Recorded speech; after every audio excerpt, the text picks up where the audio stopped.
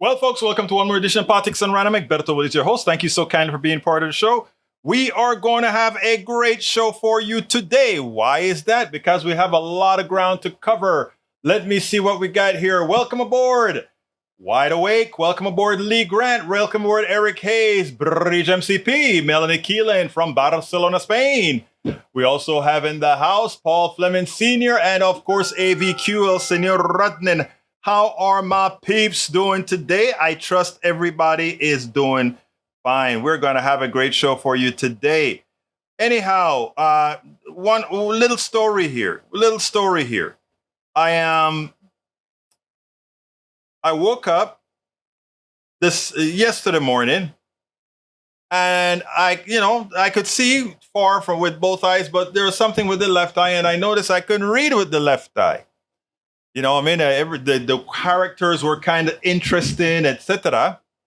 But the right eye was working perfectly. You guys know I just had cataract surgery, replaced both lens in both eyes, and I was a bit concerned. So, I went ahead and started. I had a feeling it was going to be some swelling. That's what it was. I had a feeling. So I went ahead and put some of that stuff in the eyes.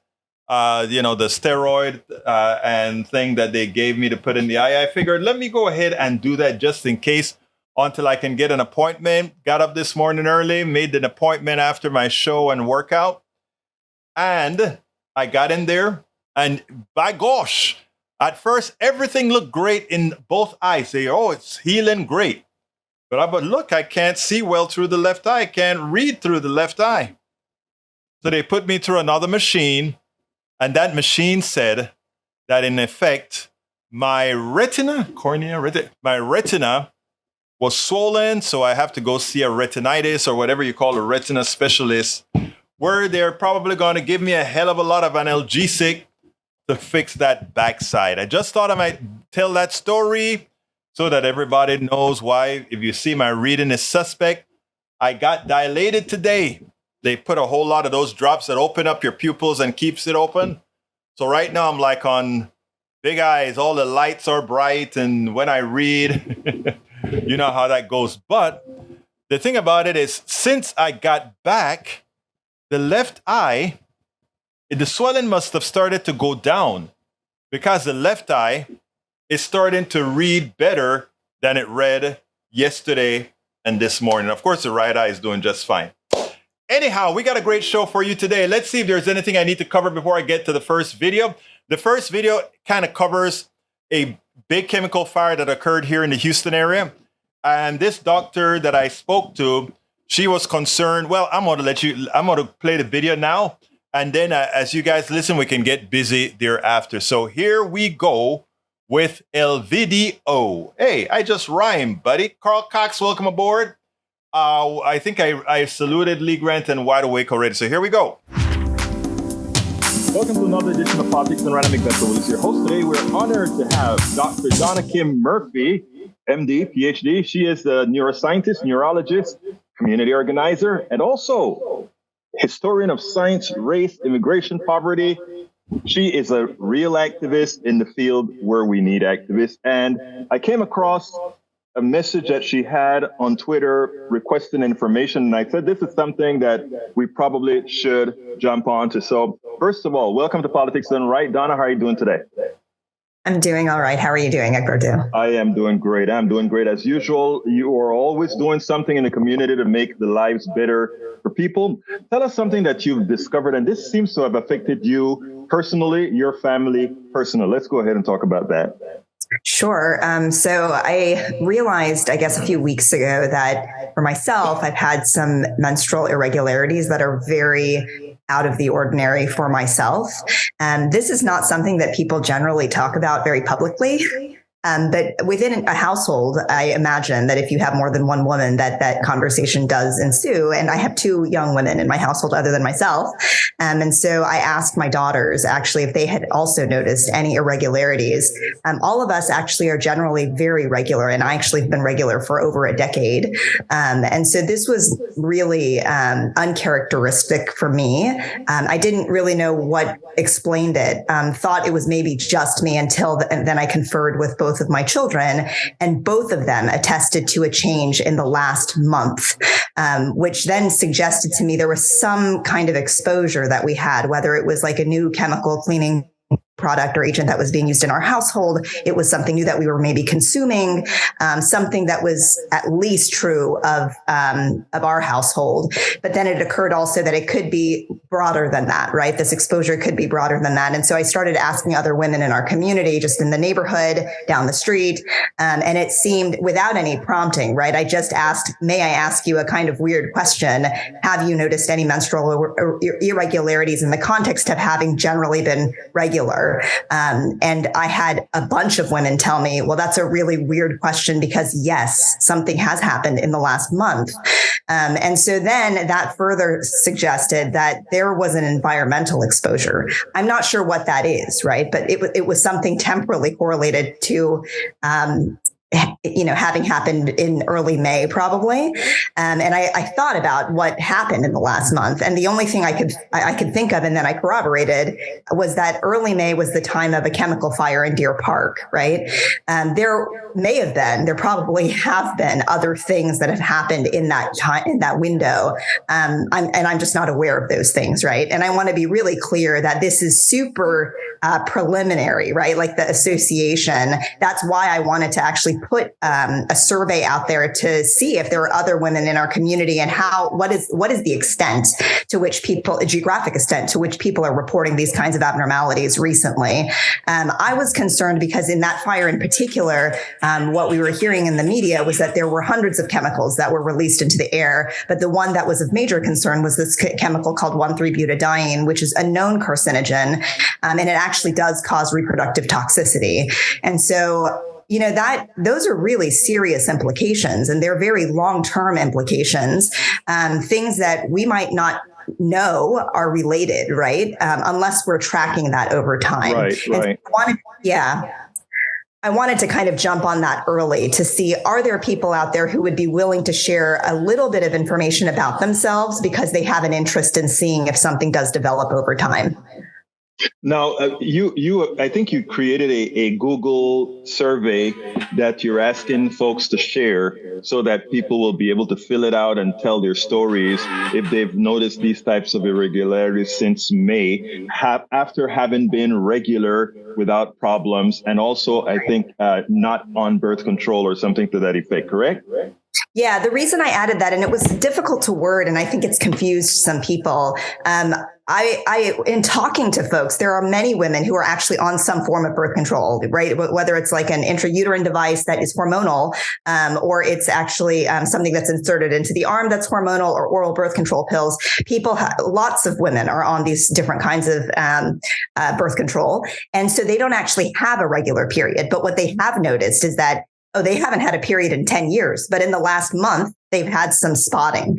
Mm-hmm. And that is unusual for them, right? And that also suggests something has happened that is maybe the same thing, the same exposure that those of us who do have periods regularly have also experienced. So I imagine then the wording has to be that you just need to know if they are regular based on whether they are on, that you want the information from everybody, but you also want to be able to correlate that you are on birth control or you're not on birth control. Yeah, I mean, maybe that's a question I should just explicitly ask. The reason I didn't ask it is because of kind of the politicized nature of that question. So I wanted people to kind of self-select whether they wanted to fill out the survey. And, if they've noticed any change, whether normally they don't have a period and now they are having a period. There are also women who have had hysterectomies, right? And so they wouldn't count because they don't have periods at all and they cannot have periods. Right. And also I should be inclusive as I can be. And so I tried to, I don't know if I worded it there ultimately in this way, but my intention was to really be inclusive of people in terms of their gender identity who might not identify as being women, but they do have periods as well. So it's really about people who have periods or who don't have periods as a function of being on some kind of birth control, but have seen a change over the last since that May period in time. I think that is important because a lot of things occur in our society and our environment that goes unnoticed or go unexplained, or they don't report on it, but it does affect people. And we have to be cognizant of all these particular issues. And it's great that you did that. Now, about this chemical, what is it called? Butane? 1,3-butadiene. 1,3-butadiene. Do you know if this is something that's long lasting? Does it stay in the bloodstream for a long time? Does it stay in the environment for a long time? Does it stay in the soils and water for a long time? That's a great question. So I've not done a deep dive. In fact, when I realized this was at least of personal concern to me and my children, and then I realized it was maybe bigger than that. I was in the middle of actually testifying in DC for another thing. So that was yesterday, I guess. I put this survey out. Right. So I haven't done a deep dive. All I do know about that chemical is that it can embed itself like deep within the lung tissue. So if you inhale that chemical, it can situate itself there. And it's not clear to me how long it will stay there. And as far as how long it persists in the environment, I also don't know that. So those are things that I should read up on also to educate myself and maybe to put out there to the people, especially who filled out the survey, just as an FYI, this is what we know about this chemical. Well, this is still in the research stages, and I'm sure that you'll get all of that down and come back on to discuss some of that. I mean, I think, and Don, I think we probably should use this opportunity to explain some of the reasons why you do the kind of activism you do with the environment and else otherwise, because I think people don't understand that they have to be active participants in their own well-being, not only for themselves, but environmentally, which affects them and others as well.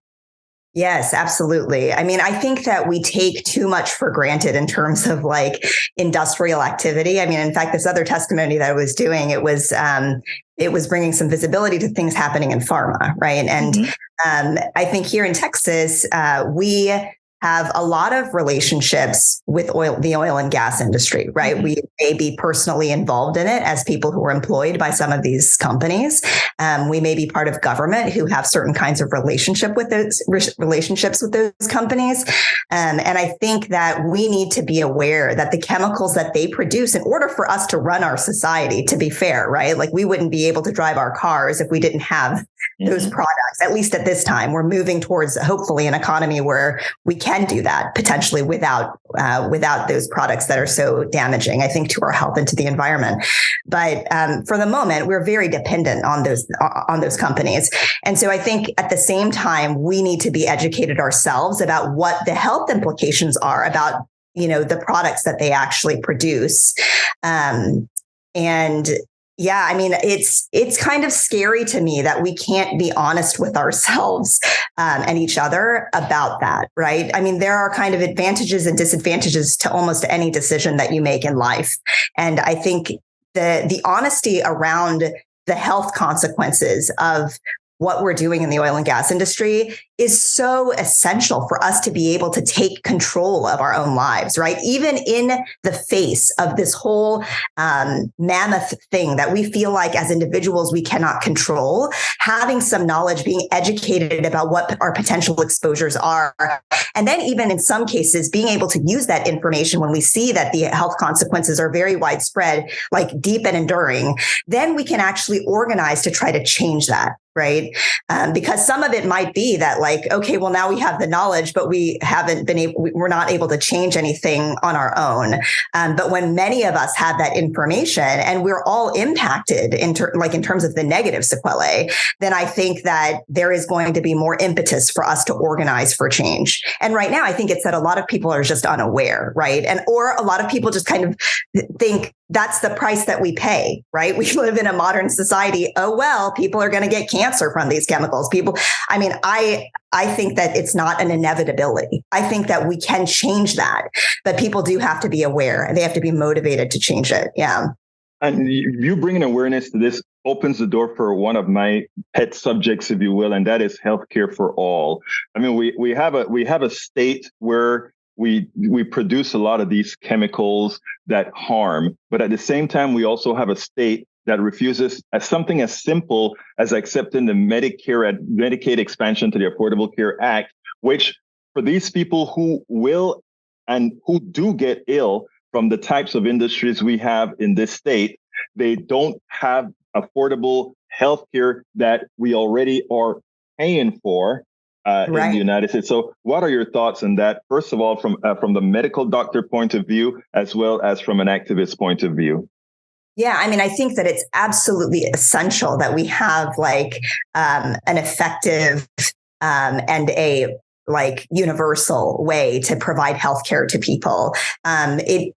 It disproportionately is going to impact the same communities that basically get taxed with every social determinant of health. You know, when you don't have affordable healthcare, when you don't have a system that is universal, I mean, with this particular issue with the environment, right? Like we have known for some time that people living around those facilities who typically are lower income and from communities of color, that they are disproportionately impacted in terms of the health consequences of living around those facilities, right? Part of what I was trying to do with the survey, I think in trying to understand who is impacted in demographics, but also to understand the causal relationship between that particular incident on May 5th and what we're seeing now is to look at distance from those facilities, right? Which is why I asked the question of zip code, because that will give you some sense that if it's like diminishing incidence of symptoms from, you know, related to the distance from that facility, then that gives you some information about potential cause. Doesn't only give you a correlation, but it may also work on starting to develop causation.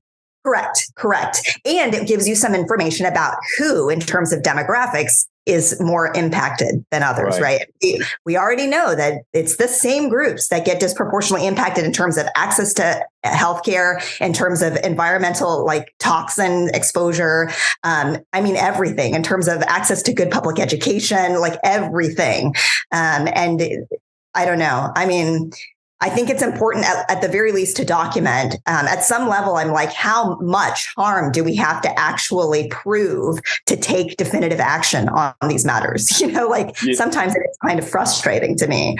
I think that's why what you do is so important, because what it allows us to do is start documenting things. One of the things that let's say the underclass, if you will, or those who are more affected by these issues have is they don't have the wherewithal to document these things so that they can make a case of provability on these issues. When we have activists like yourself and others in the community, generating the necessary approach, teaching people that know you matter and know you can make a difference by taking some responsibility for engaging into solving into addressing these particular problems to make sure that those who can solve them. Your thoughts? Yeah, no, I totally think that it is essential to document. I was surprised, like some of the work that I've done in Pearland around just holding our school district accountable on various issues, mostly having to do with racial justice issues ultimately, but some other issues also, LGBT justice, like a lot of other things have been going on here. But over 3 years time, about 3 years, I continually would bring press attention to some of the things happening in our community. And I thought, you know, that was worth doing for the moment in which it was happening, right? So to galvanize people in that moment. But as it turns out, so ultimately I ended up suing in November of last year. I ended up suing our school district for single member districts for better representation, because we have, you know, a 7-person board that is at this time all white. And we have our population is 65% people of color here. And so, you know, this law firm actually has been very successful in other parts of Texas in winning these VRA lawsuits, these Voting Rights Act lawsuits. Mm-hmm. And I thought this is the place to do it right now. And so they came in, they agreed with us. They actually filed the lawsuit in November. And some of what they shared with me is that it is actually really helpful for people in the community to bring visibility to these issues to where there is documentation in the media of what is happening, because it is proof for them that they can then reference in lawsuits, right? And that never occurred to me as I was doing the work. I was doing it because I needed in that moment the support to be galvanized in the community. But long term, it has impact as well, because you build a case over time. It is very important. And that's why I try to get this type of coverages continuously wherever we can. And that's why I also love the work that you do. Why don't you go ahead and give me a closing statement before we end this? I think that it would be really helpful for women in the greater Houston area to fill out this survey about whether they have experienced any change in their menstrual cycle that is out of the ordinary. That's the important thing. So if you're normally irregular, it's not really that helpful. But if that is out of the ordinary for you in the last month, from early May to early June, and I don't know how long this is going to persist, right? But at least that it started at that time, that would be very helpful, I think, for us to start understanding what the relationships might be in terms of exposures from industrial toxins and some of what we may be experiencing as symptoms and potentially diagnoses in the future. Now, Donna, I'll post your thing on the blog that goes along with this this interview here. But is there a general place where you're going to place this for people to find, or we're going to do this sort of a viral distribution? Yeah, I don't really have a place otherwise. Like I don't have a web. I mean, I guess I have a website from like my run for school board, but like right. I don't have a place. Well, we'll get it out there. We'll make sure, first of all, we're giving it this here on KPFT as well as on other networks, as well as we'll make sure that to get that the links for for that survey out. So Dr. Dona Kim Murphey, thank you so kindly for having been on Politics Done Right. Thank you so much. It's great to be here. I hope you like that. That is important. Not only, even though this occurred in Deer Park, Texas, this is something that occurs all over the country. We see these burning columns all over the place. And after it's done, it's as if it's all done. But there are remnants that gets left over, and we have to determine if those remnants can actually harm kids, harm women, harm in general. We got to do it. We've got to do it. Thank you very much, Bridge. All right, Bridge has a piece here that she wants read, and it goes as follows. GOP flubs reality on international former leaders facing charges.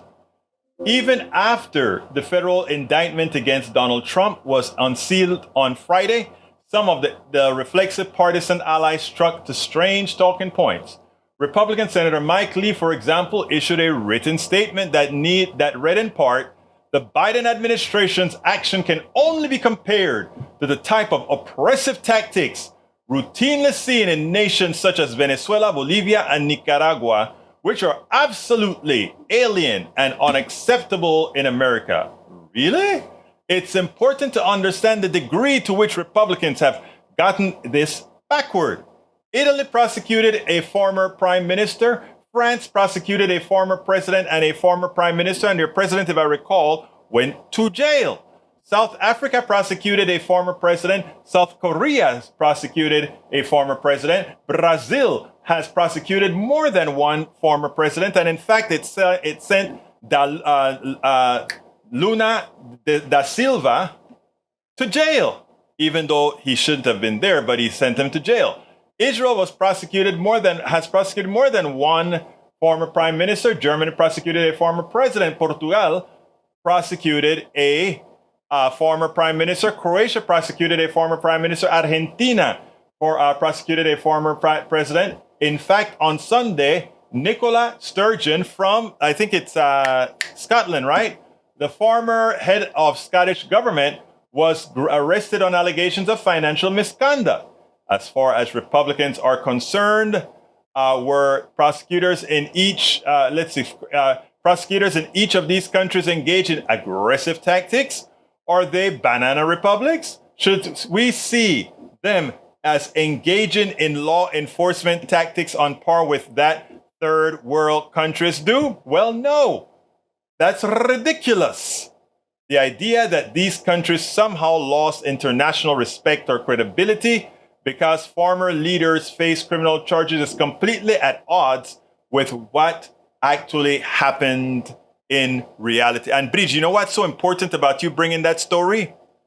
The problem in America is very few people read news that doesn't concern America.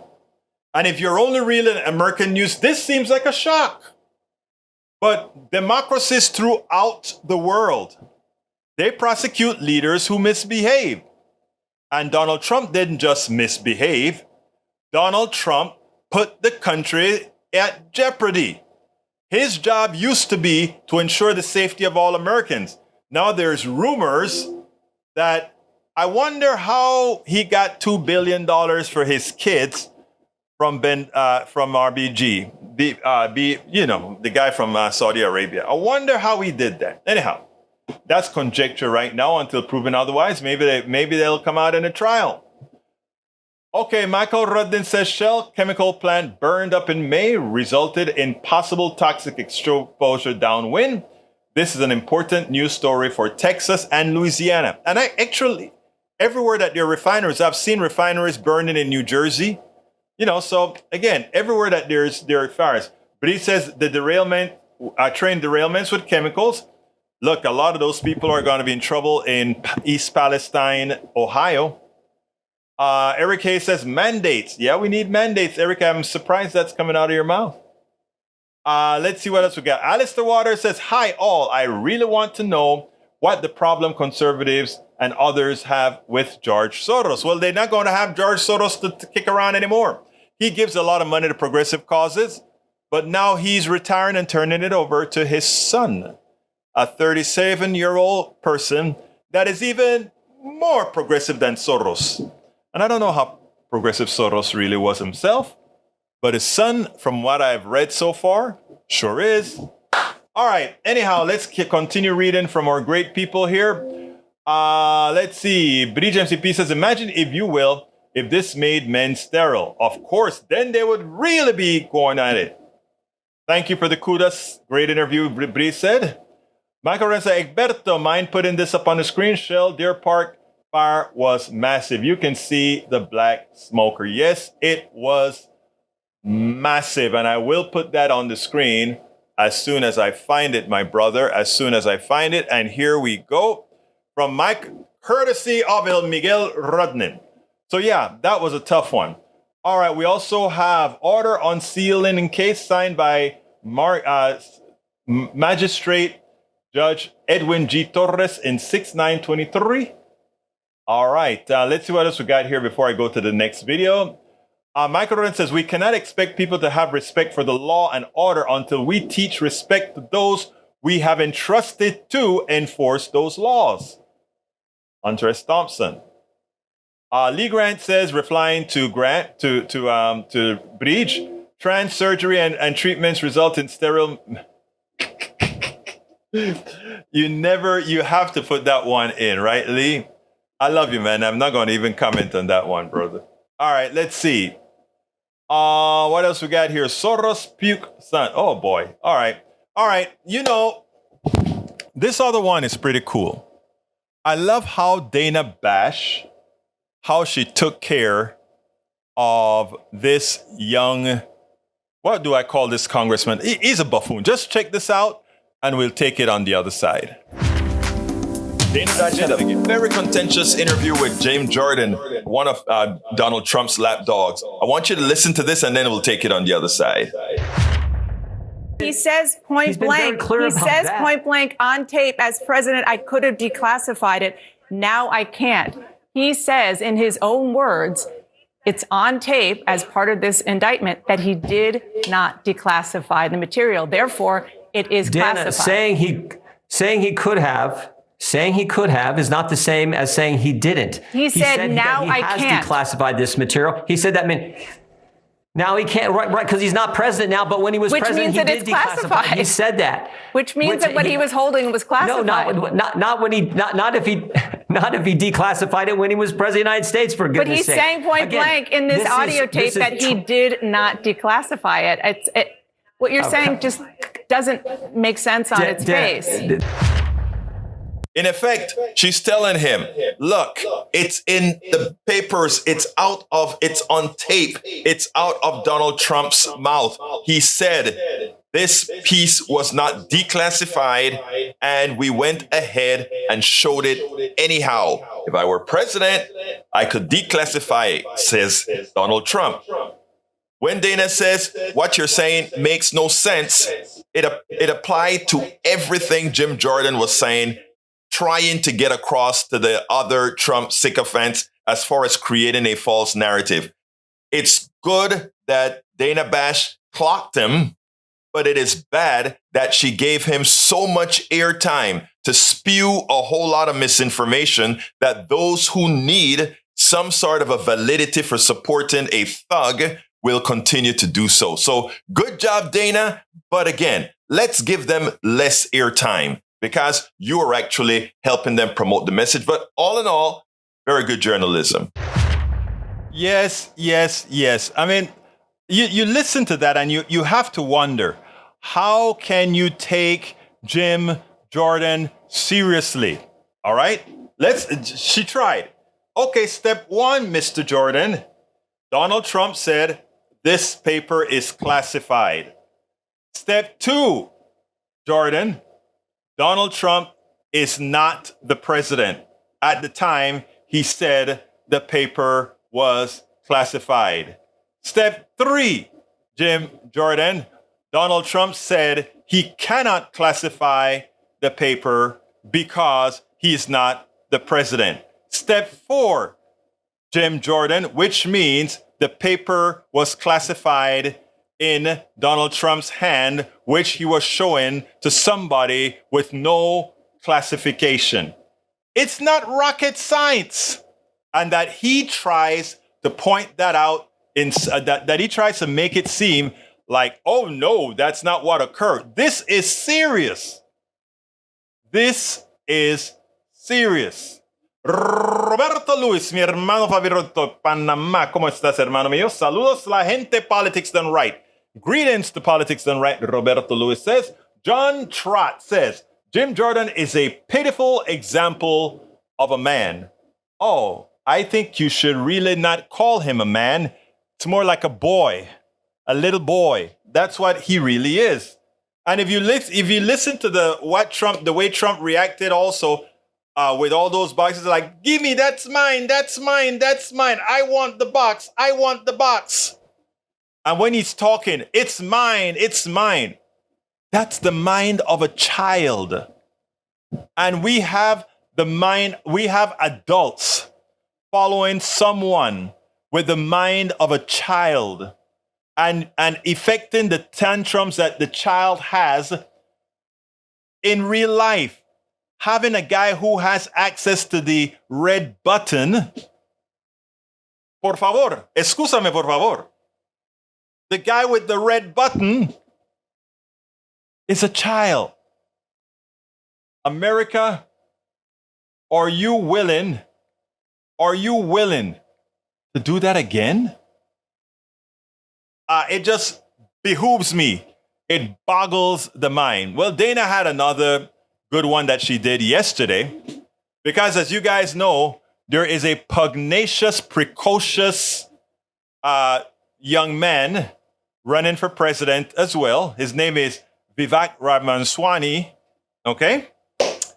And Vivek thought he was going to put Dana Bash in his place as he came out there defending Trump as well.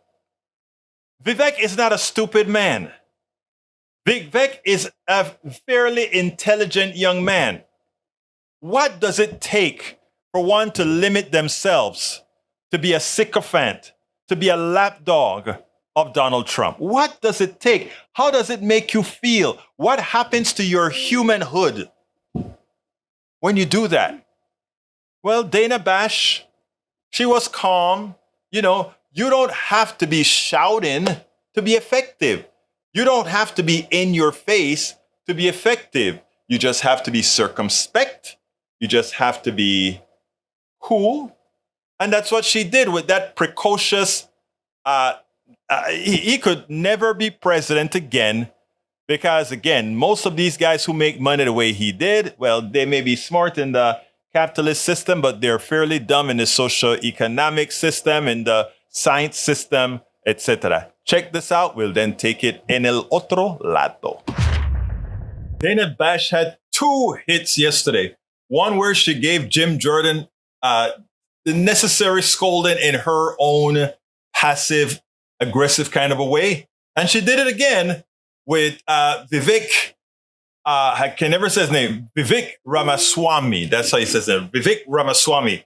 That pugnacious little, what I call him, a pugnacious little rat. He's like, you know, those kids that just can't always going for the teacher, and trying to be the smart aleck in the class. That's what he always tries to do. Well, he tried it with her, and he tried to be assertive and patriarchal with her, and she just passively say, you're simply wrong. She let him hyperventilate like a kid, and then she was just circumspect, gave an answer. Check out how she handled that. We'll take it on the other side. Due respect, I think it is shameful that I, as a competitor to President Trump in this race, have to ask questions that the media isn't asking. The job of the political media, if it has one job, is to hold the U.S. government accountable. Yes, we know that. And instead, we're doing the bidding. You're seeing the media doing the bidding of the U.S. government. No. Ask the question. Get to the bottom of what Biden told Garland and what Garland told Jack Smith. If the same shoe fit the other foot, you would not take their word at face value. Do not take their word now. Get to the bottom of it. Let's actually restore journalism in this country. That's what's actually missing, is getting to the truth. Okay. Thank you for that. We are absolutely asking these questions. Good. And we know how to be good journalists because we do it every single day. Look, there is a lot to complain about the media, but the complaint of the media shouldn't come from the likes of Vivek Ramaswamy. It should not come from him, because the media in general defers to the right. The media in general is complacent with the right. It is the left that they give a whole lot of questioning to, and they blow up things greater than they should be. Earlier on my other show, I spoke about how the press should have shut down the birth certificate issued immediately, because guess what? It didn't matter if Obama was born in Kenya or Thailand or anywhere, because his mother was a white American citizen from Kansas. So, there was no mistake at all that Obama, by definition, was a natural born citizen. So when it comes to how the media works, they defer to the right, and they really makes the left, gives the left a very hard time. Very good, Dana Bash. Great the way you handle this smug, pugnacious person. Sometimes I wonder if he actually believes he's going to get any kind of substantial votes. Not a chance. Absolutely, not a chance. There's something, and I kind of alluded to this earlier today on my KPFT show, because I want to point this out. I'm generally very upset at the mainstream media, because they allow Republican narratives to go forth. And the narrative that irked me first was about Obama being born in Kenya or Thailand or wherever. That should never even gotten legs. Not because we know we have paperwork that show Obama was born in Hawaii. Not because we know who President Obama's natural mother was and where she was from. We know that without a doubt. So that stuff about searching and running around the world for a birth certificate, it didn't matter if Donald Trump came back and showed a birth certificate from Kenya. That would not have mattered, because his mother is a white woman from Kansas. That should have closed the debate immediately.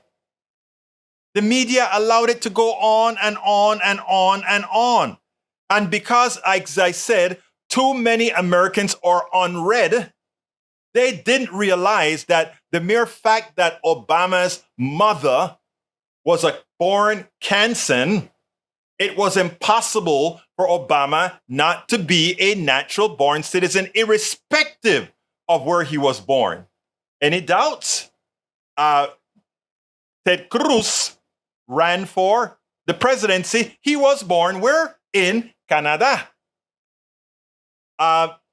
McCain was born in the same hospital I was born in. He was born in Cocosolo Hospital. Look it up. That is where I was born. I was born of Panamanian parents. He was born of American parents. He was considered a natural born citizen. So let's get this right. The mainstream media, for the sake of selling papers, for the sake of putting things out there, would simply go ahead and talk crap. That birtherism should never have made it past a joke. Because again, we knew who his father was. The same thing goes with death panels. Death panels should not have gotten the time of day. Death panels in the wordology of the thing. Show me where there were death panels. You know where the death panels came from? The Heritage Foundation. They wanted that sort of a training to people, so that people, when they're on their last leg, they can determine if they want extensive care or not. And that became death panels. Folks, too many of us are too gullible. Too many of us allow the politicians to use us as pawns. Too many of us don't do our homework. And look, I'm not telling you to go out there and be completely read in all the things that those of us who are activists go out there and do and find out, etc. You don't have to do it. You have us. Verify that the information I give you and others in the truth-telling field give you, let us earn your trust. Make us earn your trust. And I think I've done a good job of that so far. But make us earn your trust. It is for us to earn your trust. The problem is the people on the right have not allowed anyone to earn their trust. They have given their trust because the other side have used all kinds of innate carnal moves to convince them just to follow. All right, let's see. Michael Rodden says, restoring journalism. We could bring back the fairness doctrine, give both sides equal time to make their points when it comes to issues where two sides exist. Take note, not every position has two sides worth respecting. Sometimes one side is factual and the other is not. Birtherism. There wasn't one side to birtherism and another. Obama was an American because his mother was an American. Period. Punto y final. Paul Fleming says, the media know that there was a bunch of Erics out there so they could get over on him. I know, right? Carl Cox says, suppose liberal media is not liberal. I don't know. Please help me find the liberal. You know where the liberal media is? You're listening into it. You're watching it right now. That's your liberal. I am your liberal media. Schenk is your liberal media. Okay? And a few others that their name go past me right now. But mainstream media is not liberal. Now, they try to be more factual. MSNBC goes as far as they can. And if you notice, I use a lot of clips from MSNBC because I can give context where MSNBC cannot. As an example, if MSNBC with, let's say, Ali Velshi comes out with a story, I can actually add to that story some context that he couldn't have, let's say, where he criticized the drug manufacturing companies. I could actually point out that it's actually a form of evil. It's a form of capitalism that actually dictates that they operate that way. He cannot come out and I've seen him dog capitalism, but in a more respectful way than capitalism deserves. So, that's where the Schenk and myself and people like Crystal Ball and others, that's where we come in. Okay, let's see what else we got here. Lee Grant says, I can't trust a side that says boys can become girls and girls can become boys. And I know you can't trust that side because, again, the right wing has told you that genders are either male and female. And since you are hooked, my brother, in believing that, then when we come and tell you, look, sir, there are men who are genetically male, but chemically not. And if you were able to listen to science, like my daughter has sat me down and told me, look, there's a little switch, very little switch, that determines female and male characteristics, both from a biological standpoint and a character standpoint. And again, but to understand that, you can't rely on the stupidity that's taught on the right. Men will be men, women will be women. There's no Adam and it's Adam and Eve. It's not Adam and Steve. Right? When you have all those notions in your head, which I grew up that way. I was a homophobe. I didn't believe any of those things. I didn't believe them. I lived it, of course, after I went to China and came back with an epiphany because a guy insulted my stupidity. All right? My stupidity was insulted. I was made to feel like a fool, deservedly so. Deservedly so. All right? Paul Fleming says, Republicans act as if they have never heard of science. Republicans act as if they have never heard of children born with both male and female genitalia. So you know when you don't continue to educate yourself, you just stay in the woods. And that's a problem. And then Lee Grant says, controversial trans cyclist Austin Phillips wins North Carolina race by 5 minutes. Power is not comparable. Well, let me tell you from an experienced cyclist like myself, okay? I cycled for a long time. And by the way, I was a good cyclist. I could average 24 miles an hour going 181 miles from Houston to Austin, okay? There were clips that we were going 30 miles an hour. And there were clips, well, you know, with the wind at our back, of course, for me. The other guys can go much faster, you know, those guys who do the Tour de France, etc. But let me just tell you, as fast as I could go, there were so many women out there whipping my ass. And I put that as kindly as I can. There were women out there whipping my ass. Now, let me just say this, okay? Let me just say this. I think when it comes to men, women, athletics, I am open for debate because of the structural nature of physiology. And in fact, one of the reasons why I think people want to hold back puberty and all of that is to allow for the body to meet the brain, right? Because there is a concern, and I don't want my trans brothers and sisters to somehow believe I am somehow, you know, I'm doing this wrong. I'm saying, as a science person, one should, in fact, take certain things into consideration, because if somebody transitions after puberty where testosterone takes over the body and create the muscular structure inherent within masculinity, when I say masculinity, physical masculinity, then those are issues that we have to consider. And I don't exactly know how we handled it. So when Lee Grant puts out controversial trans cyclist Austin Clips wins North Carolina, I think it is something that does need examination. Okay? Now, remember that's just one incident. That isn't to say some strong woman couldn't come out and clip their clock, okay? But those are certain things that we have to be honest about. And that comes to how far, because again, let me back up. Because having let's say the transitioner will likely be sterile, how is this natural? There are a lot of things that cause sterility, Lee Grant. There's natural sterility, isn't there? Of course there is. So don't change the subject, dear Lee. We shouldn't do that.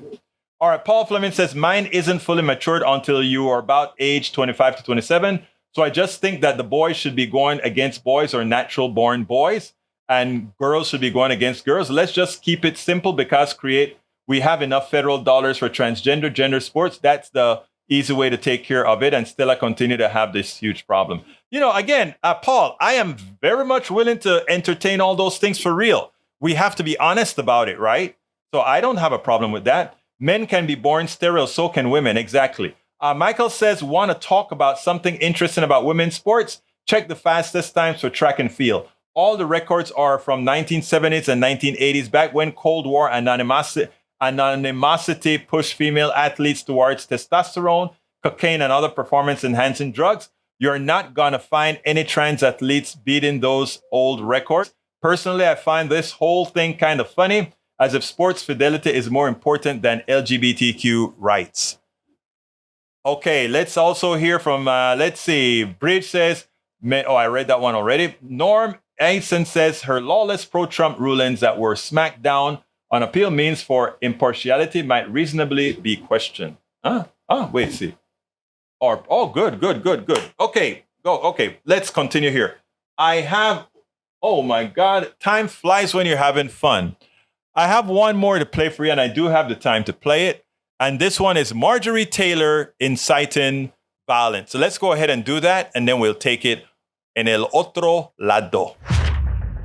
If you want to know why so many Republicans have become Trump sycophants, if you want to know why many Republicans continue to be the way they are, supporting a thug, it's because many of his sycophants, many of his what do you call those people? Those who are carrying water for him are out there scaring people to death. I want you to listen to Marjorie Taylor. That is what she does. It's going to get worse. It is not going to get better. It's going to get worse because they are going to continue. They don't want you to ever win elections again. They do not want you to ever be able to pick who you want to live in the White House and to run this country or hold any other political office. Now, here's the deal.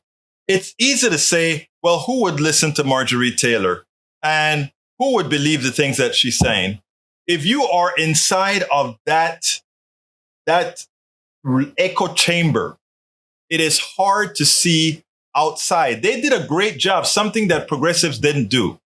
They are good at first demeaning your surroundings. In other words, they took away the credibility of everything else so that the only thing that one would listen to is them.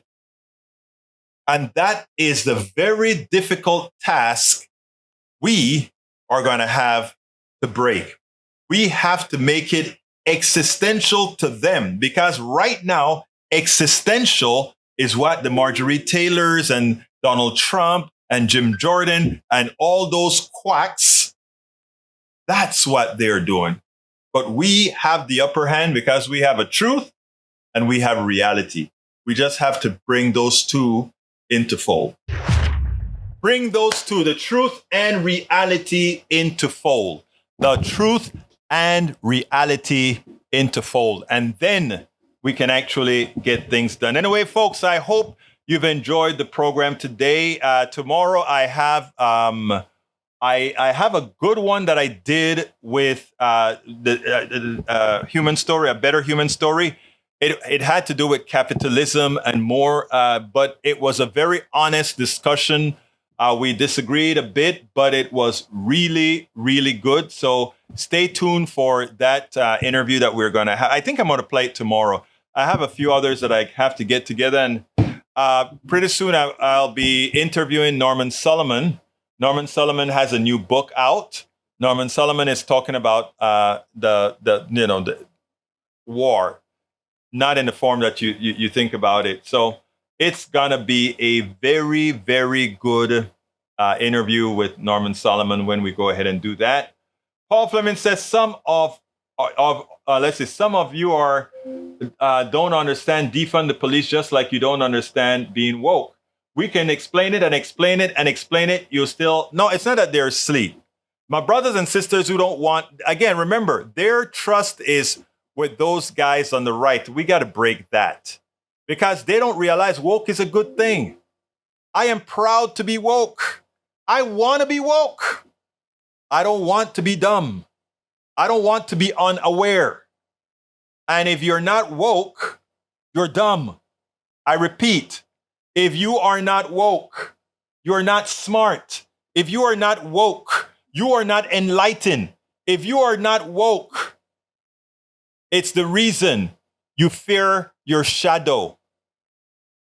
Woke means I'm aware of it all.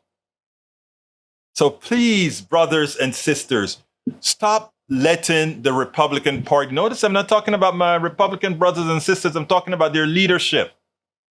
Stop making them turn you into unintelligent beings.